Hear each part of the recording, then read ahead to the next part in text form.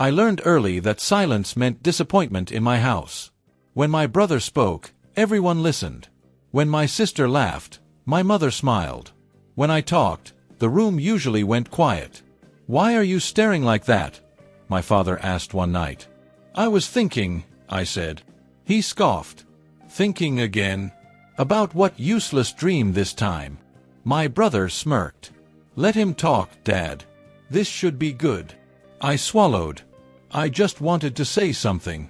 My mother glanced at me. "Say it quickly. Dinner's getting cold." "I want to try for the scholarship," I said. "If I get it, I can." My father cut me off. "You won't get it." The words landed heavy. "You don't know that," I said quietly. He leaned back. "I do. I know your limits." My brother laughed. "He still thinks he's special." "I never said that," I replied. "You don't have to," my brother said. "Your face does." My sister looked down at her plate. She didn't defend me, but she didn't laugh either. My mother sighed. "Your father is just being realistic." "That's not realism," I said. "That's giving up on me." She frowned. "Don't talk like that." "I'm not wrong," I said. "Every time I try, you all already decide I'll fail." My father's voice hardened. "Because you usually do." The table went silent again. I felt my chest tighten. "I fail because no one ever believes I can win." "That's an excuse," my brother said. "I worked hard. That's why I'm successful." "You also had support," I shot back. He raised an eyebrow. "Support doesn't make talent." I looked at my father. "Did you ever once think I could be something?" He didn't hesitate. "I think you should stay realistic." My mother reached for my arm. "We just don't want you hurt." "I'm already hurt," I said. "You just don't see it."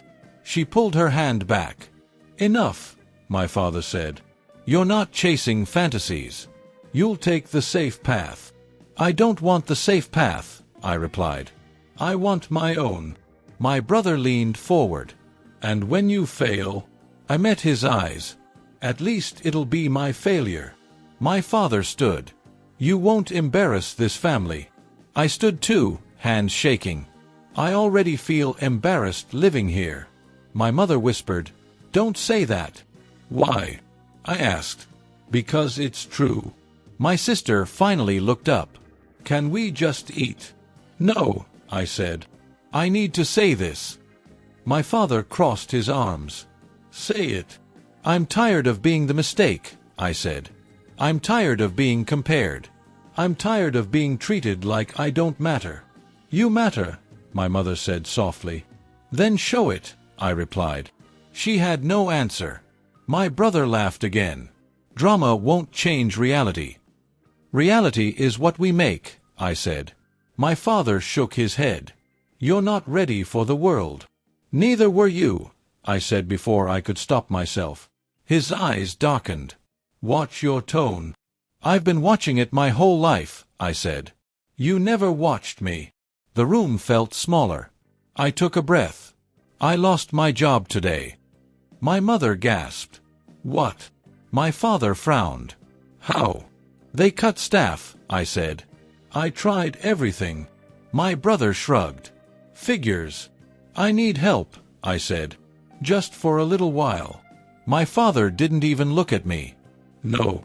The word was final. My mother whispered, "Maybe your brother." "No," my brother said immediately. I nodded slowly. "So that's it," my father said. "You'll figure something out." "I always do," I replied. I pushed my chair back. "Sit down," my mother said. "I can't," I said. "Not here." My father said, "If you walk out, don't come back begging." I looked at all of them. I never begged to be born here. No one stopped me. I walked to my room, packed a bag, and stared at the walls that never felt like home. At the door, I paused. "I'll make it," I whispered to myself, "even if I do it alone." Then I walked out with nothing but pride and pain. Morning didn't feel like morning anymore. It felt like waiting for the next hit. I walked into the kitchen, and my brother was already there, calm, confident, untouchable. "You look rough," he said. "Didn't sleep?" "I slept enough," I replied. "That's not what your face says," he said. "You should listen more when Dad talks." I poured water into a glass. My hands shook. "You always think you know better," he continued. "That's your problem." "I didn't ask for advice," I said. He smiled. "I'm giving it anyway. You need direction." "I need respect," I replied. He laughed softly. "You earned that." I clenched my jaw. "You were given it." Footsteps echoed. My father entered, already irritated. "What's this tone?" he asked. "I'm just talking," my brother said. "Trying to help." My father looked at me. "You should be grateful." "For what?" I asked. "For honesty," he said. "Not everyone gets that." "I get humiliation," I said. My father slammed his cup down. "Don't exaggerate." "It's not exaggeration if it's daily," I replied. My mother appeared at the doorway. "Can we not start again?" I turned to her. "It never stopped." She sighed. "You're sensitive." "That's another word for weak here," I said. My brother smirked. "At least you're learning." I looked at him. "You enjoy this?" He shrugged. "I enjoy reality." My father pointed at me. "You need to accept yours." "What is it?" I asked. "That you're dependent," he said. "And running out of chances." I felt something crack inside me. I asked for time, not pity. "You asked for support," he said. "And you don't deserve it." My mother whispered, "Don't say that." "It's true," my father replied. "He hasn't proven anything." "I'm trying," I said. "Trying isn't enough," my brother added. "Results matter." I stared at the table. "I never get the chance to get results."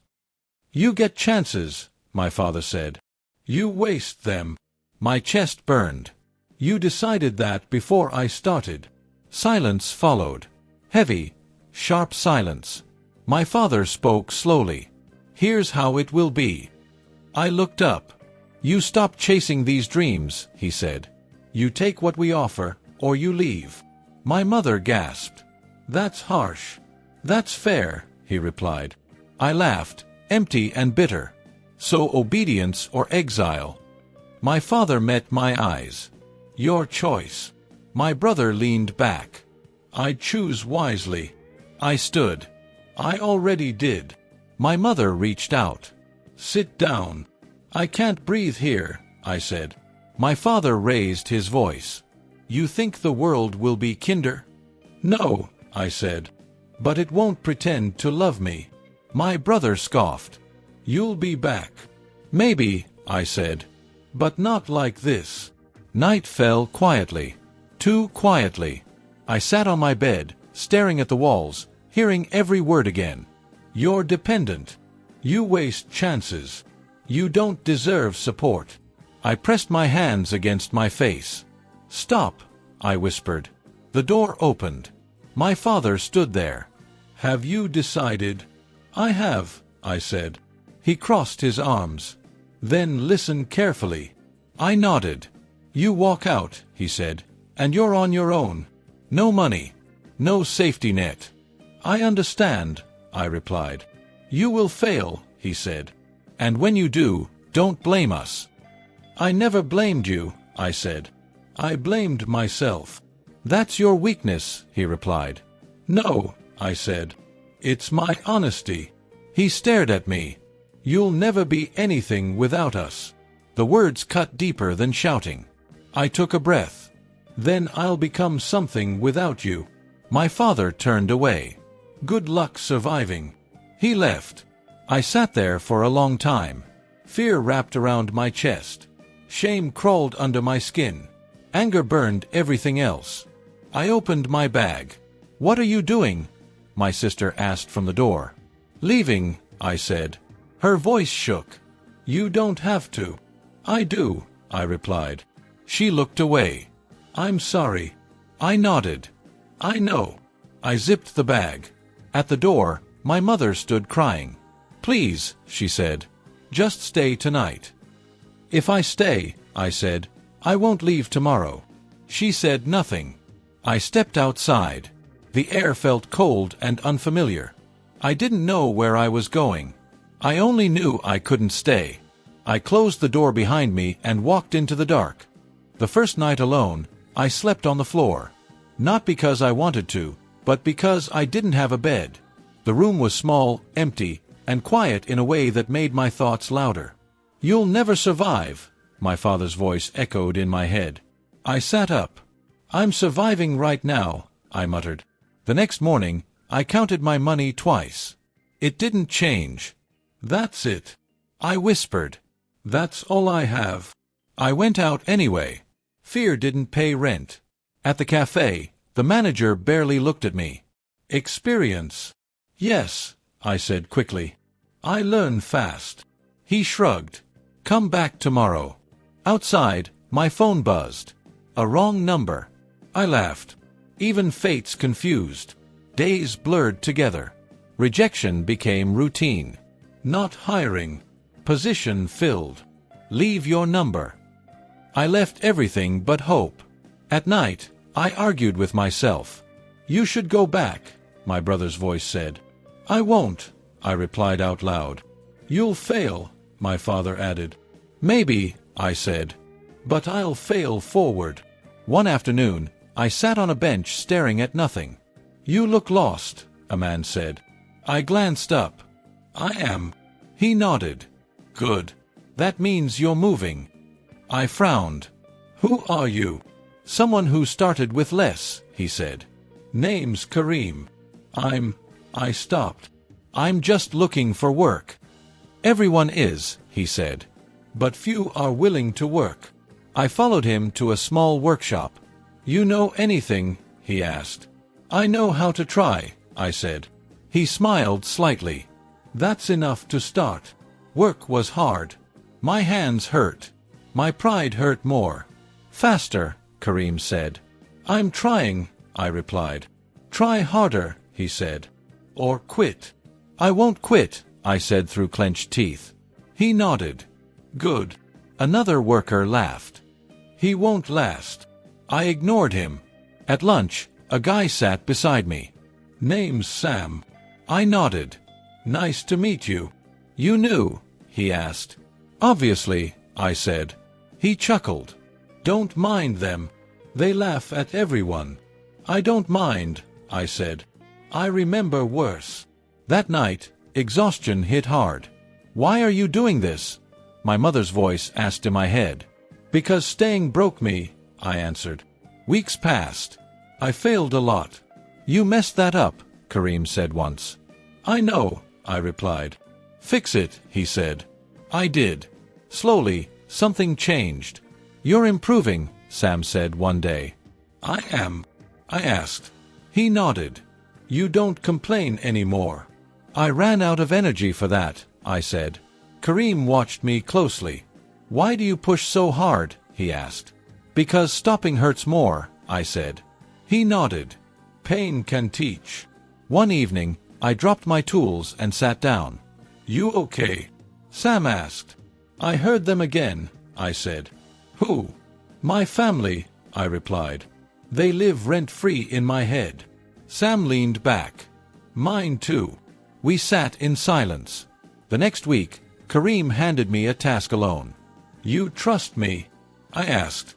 "I trust effort," he said. "Not people." I worked all night. My hands shook. My mind screamed. "You'll mess it up," my brother laughed in my head. "Shut up," I whispered. Morning came. Kareem inspected my work. He said nothing. My chest tightened. Finally, he nodded. "It's not perfect." I lowered my head. "But it's yours," he added. "And it's solid." I looked up. "Really?" "Really," he said. "You earned this." Something warm spread through my chest. Sam grinned. "Told you." I stepped outside, breathing hard. "I did it," I said quietly. No one heard me. But for the first time, I believed myself. I wasn't strong yet. But I wasn't weak either. And that was enough to keep going. Success didn't arrive with noise. It came softly, like a habit forming. One paid bill at a time. One calm morning at a time. I wasn't rich. I wasn't important. But I was steady. "You're early again," Sam said. "I like being early," I replied. He smiled. "You used to look tired." "Not anymore. I sleep better," I said. Silence helps. Kareem overheard us. "Confidence looks good on you." I shrugged. "I just work." "That's what confidence sounds like," he said. I noticed people spoke differently to me now. Not kinder.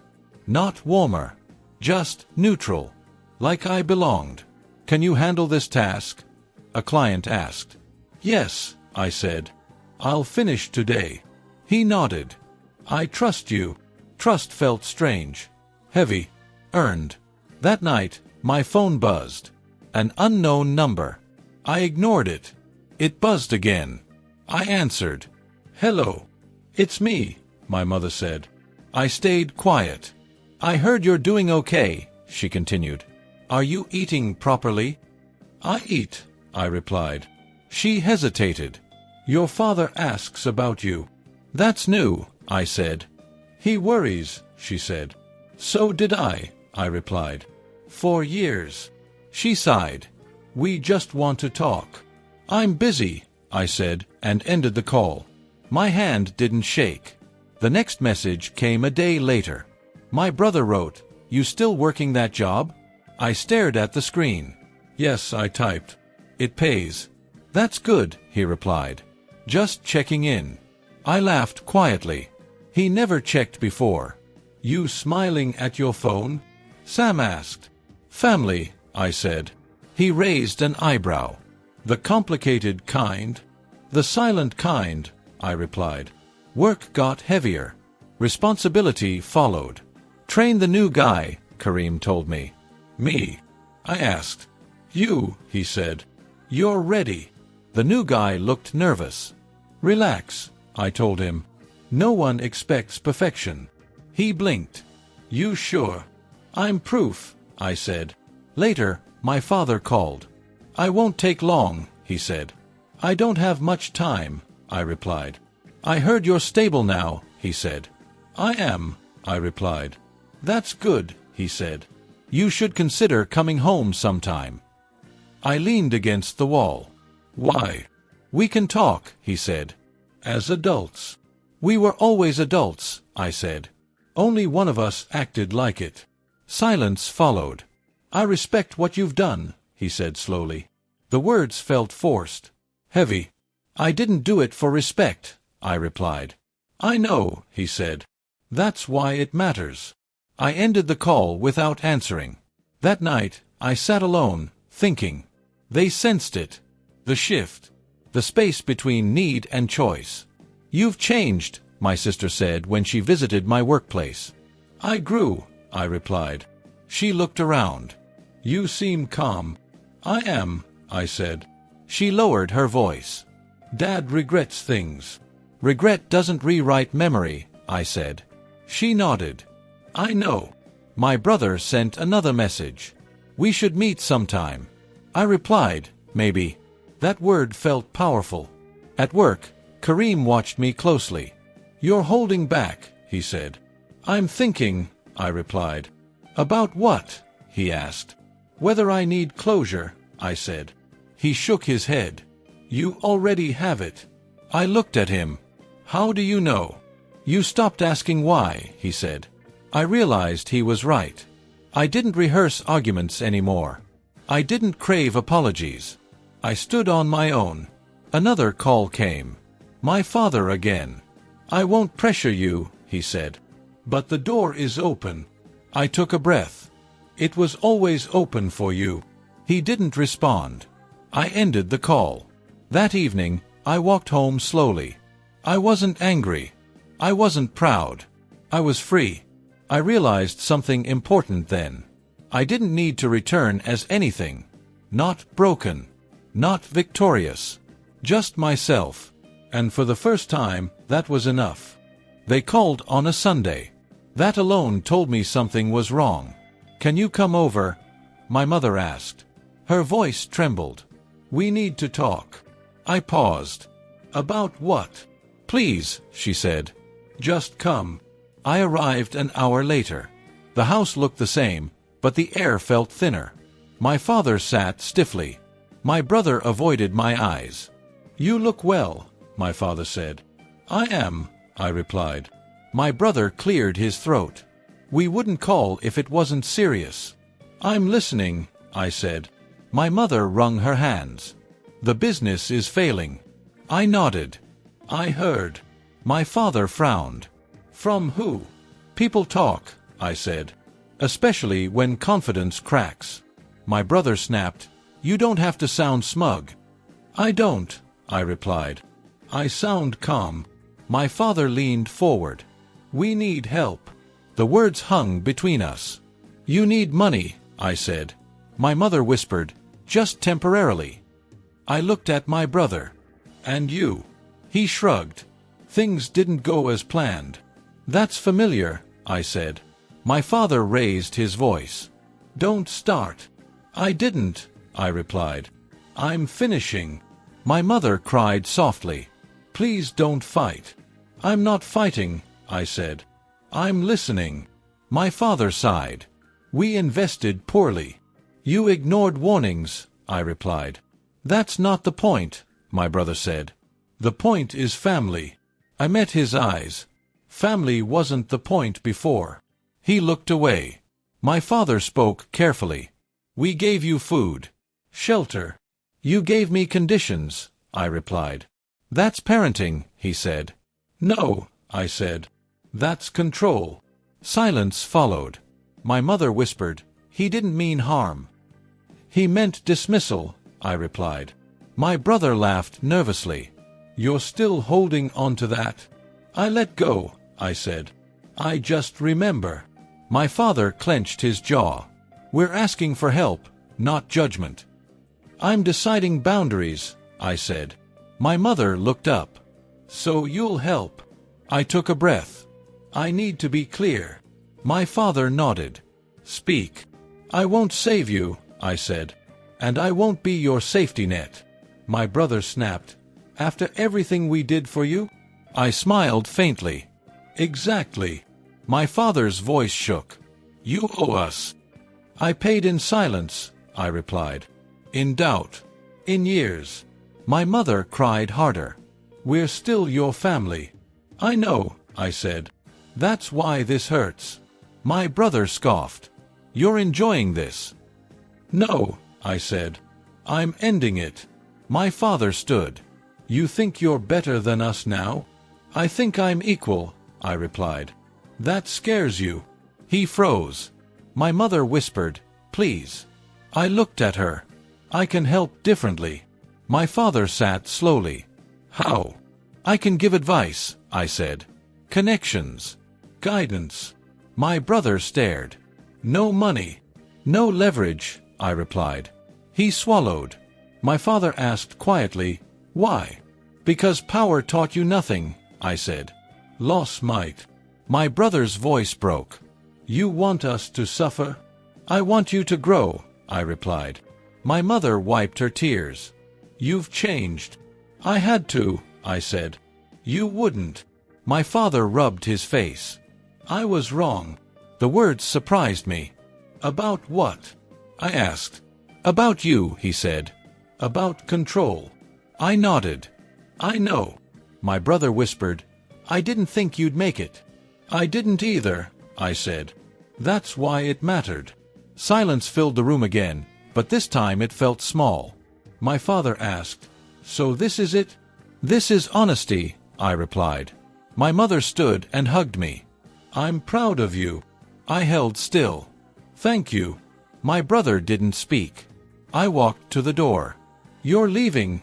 my father asked. "Yes," I replied. "On my terms." I stepped outside feeling lighter. They needed me. But I didn't need their approval anymore. Karma didn't come with drama. It came with phone calls, silences, and voices that sounded smaller than I remembered. "It's worse than we thought," my sister said when she called. Everything's falling apart. I leaned against the window. I know. You know? She asked. I saw it coming, I replied. She hesitated. Dad doesn't sleep anymore. I didn't either, I said. She went quiet. A week later, my brother called. He never called. We need to talk, he said. I'm listening, I replied. Not like this, he said. In person. I don't owe you that, I said. He swallowed. Please. I agreed to meet. He looked different. Thinner. His confidence was gone. You don't look surprised, he said. I'm not, I replied. He laughed bitterly. You always knew, didn't you? I knew arrogance collapses, I said. It always does. He slammed his hand on the table. You think you're better than me now? No, I said. I think I survived you. He stared. They blame me. For what? I asked. For trusting myself too much, he said. That's not why, I replied. They blame you for never listening. He leaned forward. Dad's losing everything. I know, I said. He doesn't understand the system anymore, my brother continued. People don't respect him. They never respected him, I said. They feared him. He looked at me. What happened to you? I stopped needing permission, I replied. His voice cracked. I lost my job. I nodded. I heard. You didn't warn me, he said. I wasn't your guide, I replied. Silence filled the space. You always wanted this, he accused. I wanted peace, I said. This is consequence. He laughed softly. You sound like Dad now. No, I replied. I sound honest. He looked away. He says you changed him. I didn't, I said. Lost did. That night, my father called. Come home, he said. I closed my eyes. Why? I need to talk, he said. Not as a father. As a man. I arrived quietly. The house felt empty. He sat across from me, smaller than I remembered. You built something, he said. I built myself, I replied. He nodded. I was wrong. I waited. I thought control was love, he said. I thought pressure made strength. It made fear, I replied. He swallowed. I see that now. I needed you then, I said. Not now. I know, he whispered.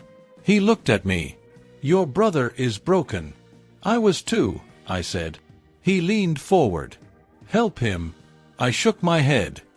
He has to face himself first. You don't hate us, he asked. I don't, I replied. I outgrew that. Tears filled his eyes. You became what I never allowed. I became free, I said. My brother entered the room. You won, he said. I looked at him. This isn't a competition. He laughed weakly. Everything was to me. My father whispered, I should have seen you. I stood. You see me now. I'm proud of you, he said. The words landed softly. Too late. I don't need that anymore, I replied. My brother stared. So that's it. That's acceptance, I said. He lowered his head. I was cruel. Yes, I said. I didn't think it mattered, he whispered. It shaped me, I replied. Silence returned. My father asked, Will you stay? No, I said. I don't belong here. He nodded slowly. I understand. At the door, my brother spoke. I'm sorry. I paused. I know. Outside, the air felt lighter. My phone buzzed. A message from Sam. Proud of you. Dinner later? I smiled. I realized something then. Their downfall didn't lift me. My growth did. I walked away without anger, without victory, without need. And for the first time, my past felt finished. Peace didn't arrive like forgiveness. It arrived like clarity. One morning, I woke up and didn't feel the need to explain myself to anyone. You look different, Sam said over breakfast. I feel settled, I replied. He smiled. That's better than happy. Kareem joined us. You're quiet lately. I'm finished arguing, I said. With them? Sam asked. With myself, I replied. Work moved forward without resistance. No fear. No urgency. Just purpose. You ready for the next project? Kareem asked. Yes, I said.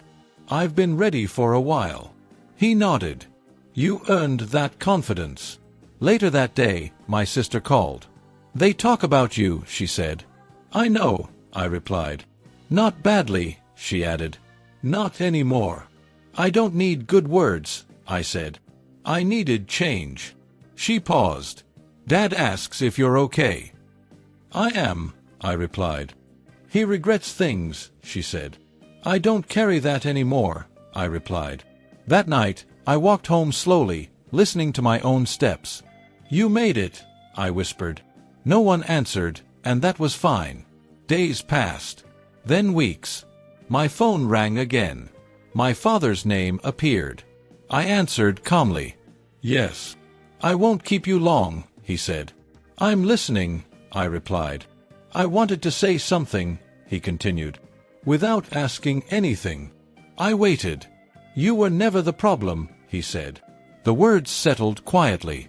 I know, I replied. He inhaled sharply. That's all. I nodded. Take care. I ended the call without emotion. Sam looked at me later. Closure. Yes, I said. Finally. Forgiveness, he asked. No, I replied. Understanding. At work, the new team gathered around me. Can you show us how you handled that? One asked. I can show you effort, I said. Not shortcuts. They listened. Later, Kareem said, you lead differently. I learned what not to be, I replied. That evening, I sat alone and thought about the boy I used to be. You tried so hard, I said quietly. I didn't feel pity. I felt respect. My brother sent one last message. I'm trying to rebuild. I replied, I hope you do. Nothing more. I didn't feel powerful. I felt complete. At dinner, Sam raised his glass. To progress. To peace, I replied. Kareem added, to choosing yourself. I smiled. Walking home, I realized something important. Success didn't change my family. It changed me. I no longer measured my worth by their approval. I no longer waited to be chosen. I chose myself. The house behind me faded into memory. The road ahead stayed open. I wasn't angry. I wasn't proud. I was free. And that freedom was quiet. But it was real. And it was mine.